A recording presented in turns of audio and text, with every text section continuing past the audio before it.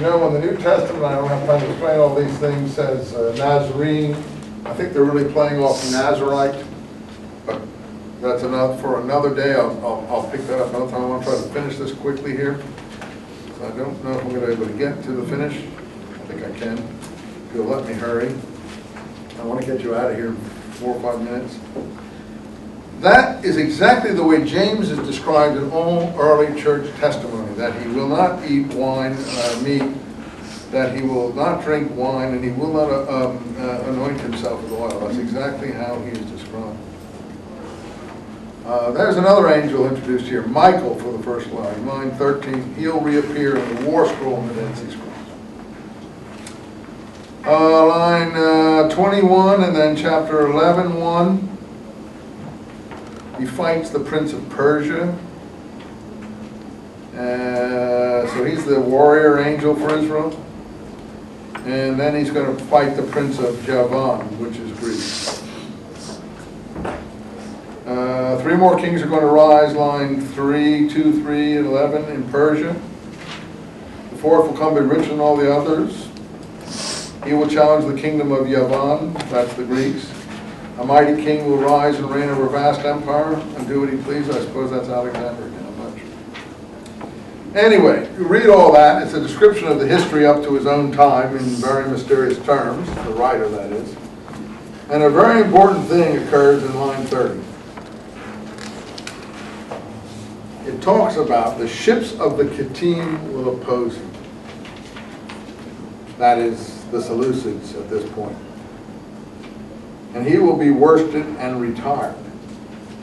Now that is an extremely important quantity, the Kittim. Do you have Kittim or Kittans in your book? K-I-T-T-I-M, it's a Hebrew plural.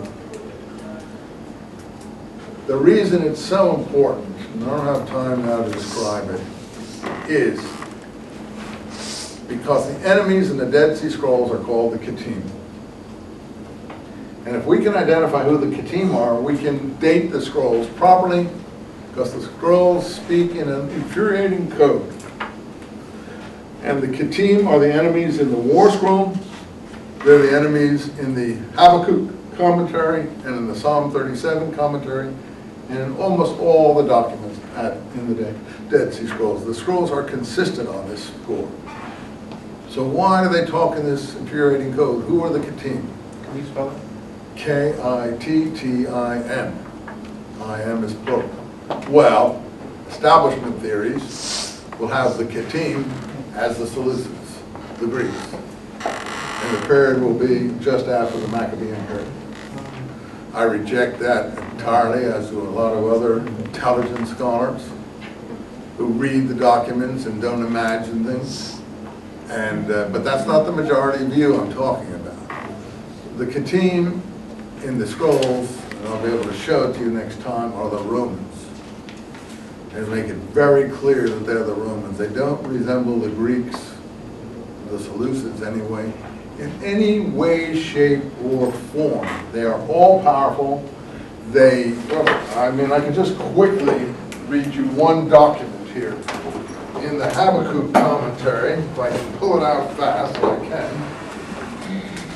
It's all through the War Scroll, but in the Habakkuk commentary, when we're in line 7, these are columns, because these are scrolls. They're sewn together, and you roll them out like a scroll, so the things are in columns, reading from right to left. This is column 7. And God told Habakkuk to write down what was going to happen to the last generation. Actually, it's column 6 right before that. He's quoting Habakkuk 1:14 to 16 about things taking up with a fish hook, dealing with men like the fish of the sea. This is in Habakkuk. Collecting them in a drag net, etc., etc., etc. And then the reason these are called peshers is because the document then says peshero. Its interpretation is. It's pesher. Its interpretation, as we said last time, concerns the evil ones of the rulers of the Kittim. So the interpretation of this passage has to do with the rulers of the Kittim. And here they are described, who collect their riches with all their booty like the fish of the sea. And as what was said about sacrificing to his net and burning incense to his dragnet, its interpretation is that they sacrifice to their standards and worship their weapons of war. Now we will find out another time that there's only one and one people only who did that in this period, and that's the Romans. Because the emperor's bust was on the weapons, on the standards.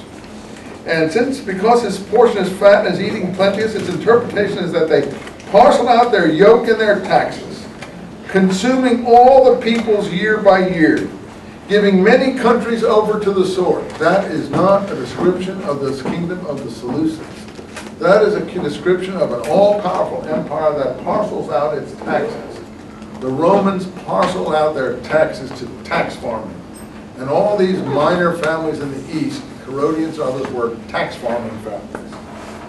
And, but I'll go further than that. Therefore, his sword is always unsheathed to decimate the nations mercilessly. Well, this doctor doesn't like the Kittim.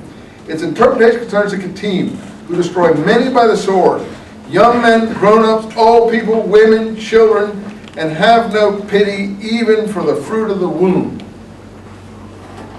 In Josephus, by the Sea of Galilee, he describes how the Roman armies destroy all the communities of the Sea of Galilee till the Sea of Galilee runs red with their blood, and they put all the women and children to death and don't have any mercy of the fruit of the womb, actually disembowel women, and Josephus is pro-Roman, of their babies and kill the pregnant women because they're only interested in men of, work ability age to dig the Corinth Canal for Nero and to be sold off in the slave markets. So they only keep good women who they can do something useful, like put in brothels, and men who can be sold as slaves, and everyone else they kill. And that's what's being described here. I got to stop there. It's too late. I'm sorry I can't finish that. I apologize. Make me pick up with the Kittim. Anyway, that is a reference, as your footnote will tell you, to a Seleucid reversal in the eastern Mediterranean when the Roman armies were coming east in the Punic Wars around the year 200 BC.